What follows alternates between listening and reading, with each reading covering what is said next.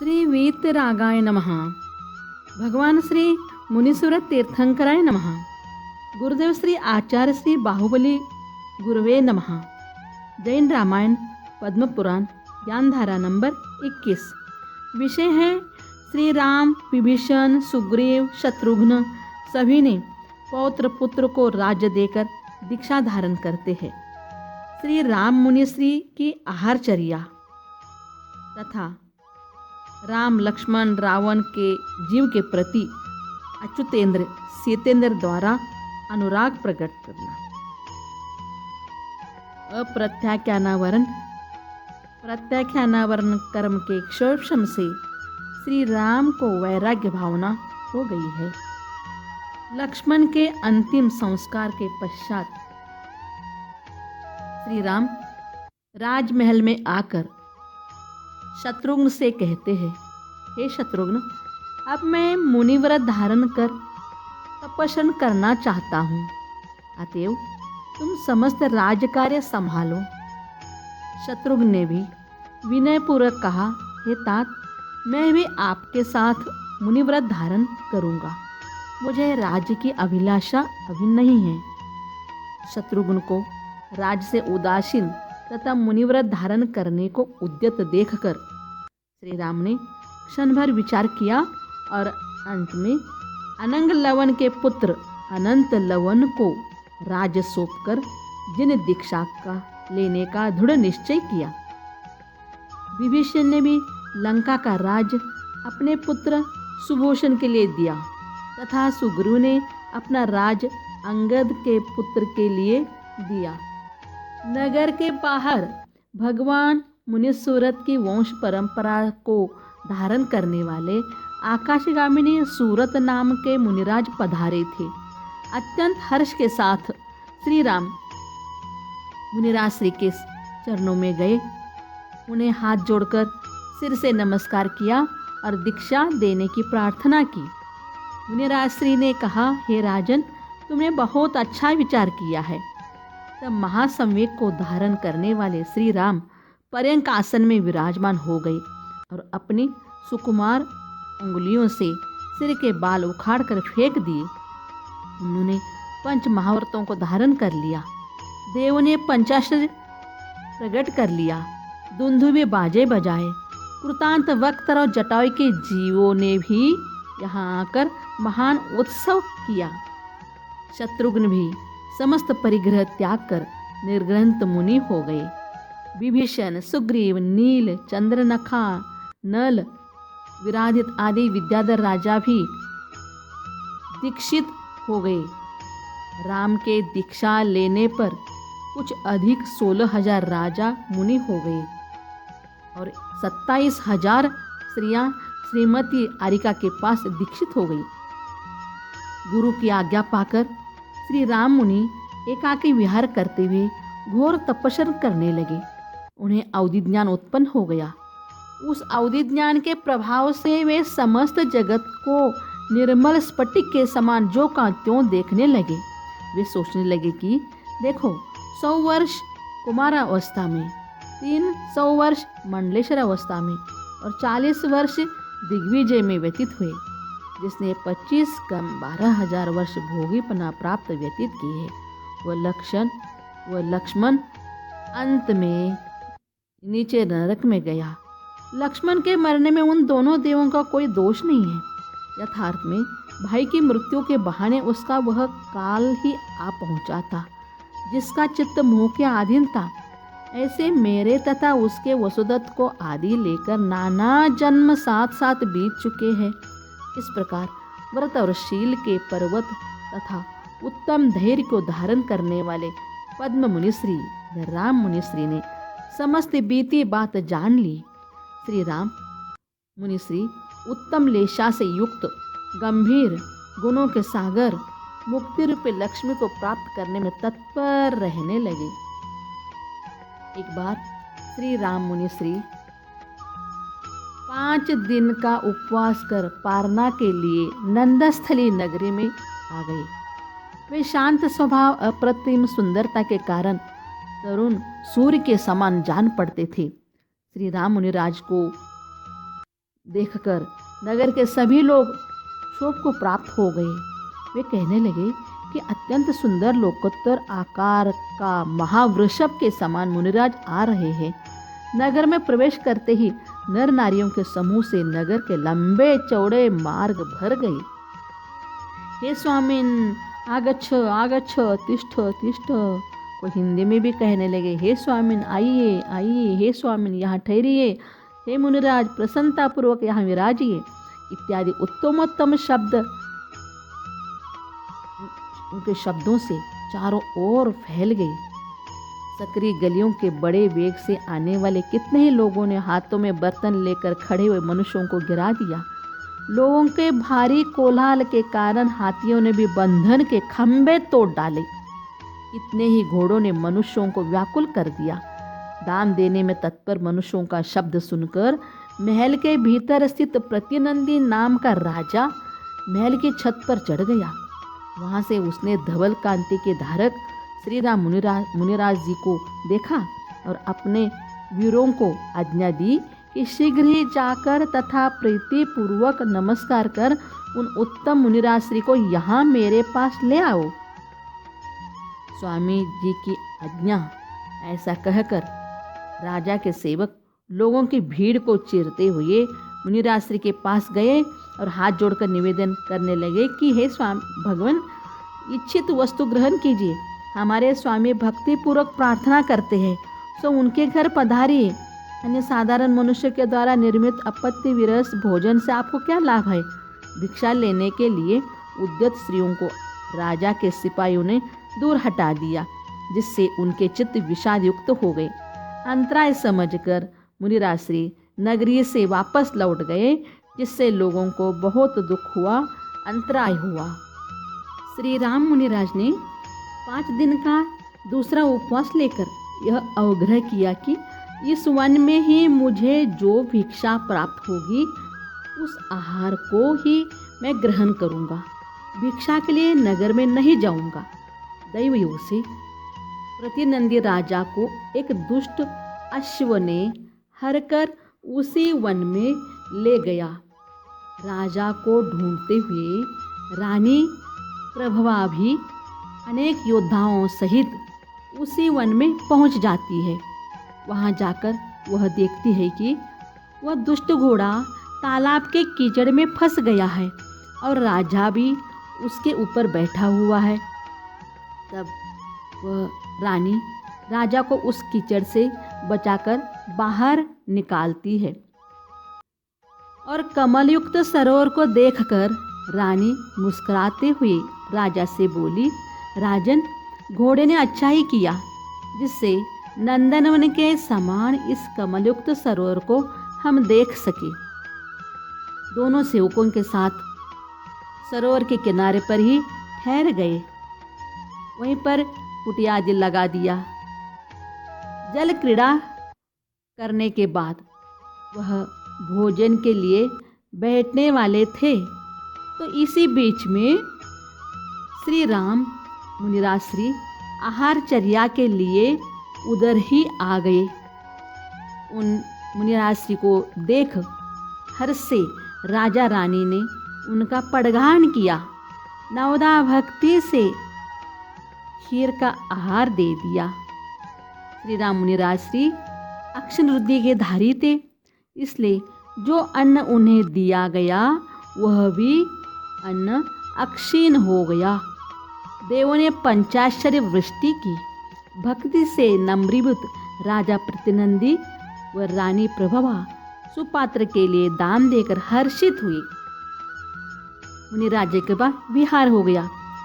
अब आगे मुनिराज श्री विहार करते हुए श्री राम मुनिराज क्रम से उस कोटि शिला पर पहुँचे जिसे पहले लक्ष्मण ने अपनी भुजाओं से उठाया था। श्री राम मुनिराज उस शिला पर रात्रि के समय प्रतिमा योग से विराजमान हो गए। सीता के पूर्व जीव अच्युत स्वर्ग में प्रतीन्द्र ने उन्हें जान लिया। उसी समय उसने अपने पूर्व भव का क्रम से स्मरण किया। स्मरण करते ही उसे ध्यान से आ गया, उनके ध्यान में आ गया कि ये राजा राम है, जो मनुष्यलोक में जब मैं सीता थी तब मेरे पति थे। वह प्रतीन्द्र विचार करने लगा, मतलब सीता का जी विचार करने लगा कि आहो, कर्मों की विचित्रता तो देखो। ये बलभद्र और नारायण जगत को आश्चर्य उत्पन्न करने वाले थे, पर वे अपने अपने कर्मों के प्रभाव से एक लोक के ऊर्ध्वभाग में विराजमान है और एक अधोलोक में नरक में उत्पन्न हुआ है। इनमें राम तो चरम शरीर है और लक्ष्मण नरक में दुखी हो रहा है। इस समय राम क्षपक श्रेणी में आरूढ़ है, इसलिए मैं ऐसा काम करता हूँ कि जिससे राम ध्यान से विचलित हो जाए और मोक्ष नहीं जाकर स्वर्ग में ही उत्पन्न हो जाए। फिर मैं उनके साथ मेरु पर्वत और नंदीश्वर द्वीप को जाऊंगा। उस समय शोभा ही निराली होगी। विमान के शिखर पर आरूढ़ तथा परम विभूति से सहित हम दोनों एक दूसरे के लिए अपने सुख और दुख बतलावेंगे। फिर अधोलोक में पहुँचे हुए लक्ष्मण को प्रतिबुद्धता को प्राप्त करने के लिए राम के साथ जाऊंगा। इसी प्रकार का अन्य विचार सीता का जीव स्वयं पर देव अन्य देवों के साथ आरन अच्युत कल्प से उतरकर सौधर्म कल्प में आया। तदनंतर सौधर्म कल्प से चयकर वह पृथ्वी के उस विस्तृत वन में उतरा, जो कि नंदनवन के समान जान पड़ता था, और जहाँ महामुनि रामचंद्र मुनि महाराज ध्यान लगाकर विराजमान थे, वहाँ पर पहुँच गया और इच्छानुसार रूप बदलने वाले वह स्वयं प्रभादेव सीता का वेश रख मदमाती चाल से श्री राम मुनि श्री के पास गया और वह बोली, हे राम, समस्त जगत में घूमती हुई मैंने बहुत भारी पुण्य से आपको देखा है। हे नाथ, वियोग रूपी तरंगों से व्याप्त स्नेह रूपी गंगा की धारा में पड़ी हुई मुझको आप इस समय डूबने से बचाइए। वह कभी श्री राम मुनिराज श्री के आगे खड़ी होती थी और कभी उनके दाएं बाएं खड़ी हो जाती थी। जब उस प्रतीन्द्र ने नाना प्रकार की चेष्टाओं और मधुर वचनों से मुनिराज को विचलित कर रही थी, पर उन्हें मोहरूपी पाप से ग्रस्त होकर फिर से बोली, हे नाथ, अपने आप को पंडिता मानने वाली मैं उस समय अग्नि परीक्षा के बाद बिना विचारे आपको छोड़कर दीक्षिता हो गई और तपस्वी बनकर विहार करने लगी। तब विद्याधरों की कन्याएं मुझे हरकर ले गई। वहाँ उन्होंने मुझे समझाया कि ऐसी अवस्था में दीक्षा धारण करना व्यर्थ है, क्योंकि यथार्थ में दीक्षा तो अत्यंत वृद्धा स्त्रियों को शोभा देती है। कहाँ तो यह यौवन पूर्ण शरीर और कहाँ यह कठिन व्रत। हम सब तुम्हें आगे कर चलती है और हे देवी, तुम्हारे आश्रय से बलदेव को वरेगी। हम सब कन्याओं के बीच तुम प्रधान रानी होना। देखो, ये सब सीता स्त्री पर्याय लेकर राम को विचलित करा रही है। इसी बीच में नाना प्रकार के अलंकार से भूषित हजारों कन्याएं वहां आ गई। विक्रिया द्वारा सीता कर रही है सीतेंद्र जीव। सीतेंद्र की विक्रिया से उत्पन्न वे सब कन्याएं राम के पास गई और नाना प्रकार के हाव भाव तथा आलाप से मुनिराज को उनकी तपस्या से विचलित करने की कोशिश करने लगी, किंतु श्री राम मुनिराज विचलित नहीं हुए। आत्मध्यान में लीन रहे। शपक आरूढ़ श्रेणी पर आरूढ़ होकर उन्होंने कर्मों को नष्ट कर दिया और माघ शुक्ल द्वादशी के दिन रात्रि के पिछले प्रहर में उनको केवल ज्ञान प्राप्त हो गया। केवल ज्ञान की उत्पत्ति की पूजा करने के लिए सब देव बड़े वैभव के साथ वहां आ गए। स्वयं प्रभ प्रतीन्द्र मतलब सीता का जीव भी उनके केवल ज्ञान की पूजा कर केवली श्री राम के 3 प्रदक्षिणा दी। उसने श्री राम केवली से कहा, हे भगवान, मुझ दुर्बुद्धि के द्वारा किया गया दोष क्षमा कीजिए और मेरे भी कर्मों का क्षय कीजिए। इस प्रकार प्रार्थना कर वह प्रतीन्द्र सीता का जीव स्वर्ग में अपने स्थान को चला गया। सीतेंद्र लक्ष्मण को स्मरण कर उसे संबोधन की इच्छा से तीसरी पृथ्वी वालुका प्रभा में गया। वहां पहुंचकर उसने नारकियों की अत्यंत घृणित, कष्टकारी और पाप कर्म से उत्पन्न अवस्था को देखी। लक्ष्मण के द्वारा मारा गया चंद्रनखा का पुत्र शंभु कुमार असुर कुमार हुआ था। वह इसी भूमि में हिंसापूर्ण क्रीड़ा कर रहा था। वह कितने ही नारकियों को ऊपर बांधकर स्वयं मारता था, कितनों को सेवकों से मरवाता था और कितने ही नारकियों को परस्पर में लड़वाता था। नारकियों के दुख देखकर सीतेंद्र को बहुत भारी दुख उत्पन्न हुआ, दया भी उत्पन्न हुई।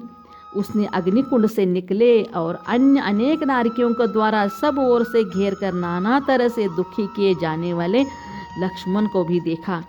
वहीं उसने देखा कि लक्ष्मण विक्रियाकृत मगर मच्छों से व्याप्त वैतर नदी के भयंकर जल में छटपटा रहा था और असी पत्र के वन में शस्त्र के आकार के पत्तों से छेदा जा रहा था।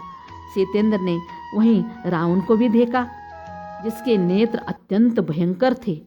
शंभु कुमार का जीव असुर कुमार देव उसे लक्ष्मण के विरुद्ध प्रेरणा दे रहा था। इसी बीच में महातेजस्वी सीतेंद्र दुष्ट समूह को डांटे दिखाता हुआ पास में पहुंचा। उसने कहा, अरे रे पापी शंभु कुमार, तूने यह क्या प्रारंभ कर रखा है? तुझ निर्दय चित्त को क्या अब भी शांति नहीं है? हे अधमदेव, क्रूर कार्य छोड़, मध्यस्थ हो। नरक के इस दुख को सुनकर ही प्राणियों को भय उत्पन्न हो जाता है, फिर तुझे प्रत्यक्ष देकर भी भय क्यों नहीं उत्पन्न होता है? तब शंभु कुमार के शांत हो जाने पर जो ही सीतेंद्र संबोधन के लिए तैयार हुआ, तो ही अत्यंत क्रूर वे नारकी उस सीतेंद्र के प्रभाव से तिरस्कृत हो शीघ्र ही इधर उधर भाग गए। कितने नारकी उसे देख रोने लगे। तब सांत्वना देते हुए सीतेंद्र ने कहा कि अहो नारकियों, भागो मत, डरो मत, लौटकर आ जाओ। तब बड़ी मुश्किल से वे नारकी चित्त की स्थिरता को प्राप्त हुए। शांत वातावरण होने पर सीतेंद्र ने कहा कि हे नारकियों, तुम इस दशा को पाकर भी आत्मा को हित क्यों नहीं चाहते हो? जो हिंसादि पंच पापों में तत्पर हैं, रौद्र ध्यानी हैं तथा नरक में रहने वालों के प्रति जिनकी द्वेष बुद्धि है, ऐसे लोग नरक में आते हैं। तब लक्ष्मण और रावण के जीव ने पूछा कि आप कौन हैं? तब सीतेंद्र ने कहा, अपना राम लक्ष्मण व रावण का सारा वृत्तांत उसने सुना दिया। वृत्तांत सुनकर दोनों लक्ष्मण और रावण शांत चित्त हो गए और दीनतापूर्वक शोक करने लगे। हाय हाय, हम लोगों ने मोह के वशीभूत होकर आत्मा को बहुत कष्ट देने वाले धर्म विरुद्ध अनेक कार्य किए। हे देवेंद्र, तुम ये धन्य हो जो विषयों की इच्छा छोड़ कर लिया तथा जिनवानी रूपी अमृत का पान कर देवों की ईशिता को प्राप्त हुए हो। तदनंतर अत्यंत करुणा को धारण करने वाले सीतेंद्र ने कहा, डरो मत, डरो मत, आओ आओ, मैं तुम दोनों को नरक से निकालकर स्वर्ग के लिए चलता हूँ। जैसे ही वह देवेंद्र उन दोनों को स्वर्ग ले जाने को उद्यत हुआ, परंतु वे पकड़ाई में न आए। जिस प्रकार अग्नि में तपाने से नवनीत पिघल कर रह जाता है नीचे ही, उसी प्रकार वे नारकी भी पिघल कर वहीं रह गई। सीतेंद्र ने उन्हें उठाने के लिए सभी प्रयत्न किए, पर वे उठाए नहीं जा सके। तदनंतर अत्यंत दुखी होते हुए उन दोनों लक्ष्मण रावण नारकियों ने कहा कि हे देव, हम अपने द्वारा किए हुए कर्मों के अधीन हैं, उनका देवलोक क्या कर सकते हैं? अपने द्वारा किया हुआ कर्म नियम से भोगना पड़ता है। इसलिए हे देव, तुम हम लोगों को दुख से छुड़ाने में समर्थ नहीं हो। उन दोनों नारकियों ने कहा कि हे सीतेंद्र, हमारी रक्षा करो। अब हम जिस कारण फिर नरक को प्राप्त न हो, कृपा कर वह बात तुम्हें हमें बता देना। सीतेंद्र ने कहा, अरिहंत जिनेंद्र भगवान ने जैसा निरूपण किया है वह वैसा ही है। इस प्रकार भक्ति पूर्वक दृढ़ श्रद्धान होना, आत्मश्रद्धान होना ही सम्यक दर्शन है। यह दुर्लभ सम्यक दर्शन ही आत्मा का सबसे बड़ा हितकारी है। यदि आप लोग अपना भला करना चाहते हो तो इस दशा में स्थित होने पर भी सम्यक को प्राप्त करो। इस प्रकार सीतेंद्र ने कहने पर अनादि भवों में क्लेश उठाने वाले उन लोगों ने वह उत्तम सम्यक दर्शन प्राप्त कर लिया, जो कि उन्हें पहले कभी प्राप्त नहीं हुआ था। उन्होंने कहा, हे देव, तुमने हम सबका बड़ा हित किया है, जो यहाँ आकर हमको उत्तम सम्यक दर्शन में लगाया है। हे महाभाग सीतेंद्र, जाओ, अब जाओ, अपने आरणाच्युत कल्प में जाओ और शुद्ध धर्म का विशाल फल भोग कर मोक्ष को प्राप्त हो जाओ। इस प्रकार उन सब के कहने पर यद्यपि वह सीतेंद्र शोक के कारणों से रहित हो गया, तथापि परम रुद्धि को धारण करने वाला वह मन ही मन शोक करता जाता था। तदनंतर महान पुण्य को धारण करने वाला वह धीर वीर सुरेंद्र उन सब के लिए बोधिदायक शुभ उपदेश देकर अपने स्थान पर स्वर्ग में चला गया।